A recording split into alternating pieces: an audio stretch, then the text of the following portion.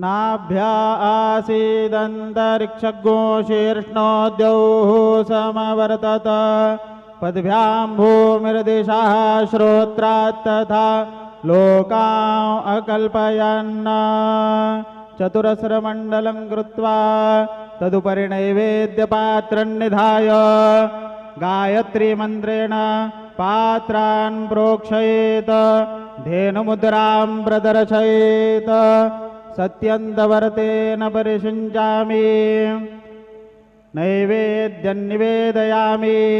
ॐ प्राणाय स्वाहा, ॐ अपानाय स्वाहा, ॐ व्यानाय स्वाहा, ॐ उदानाय स्वाहा, ॐ समानाय स्वाहा, ॐ ब्रह्मणे नमः।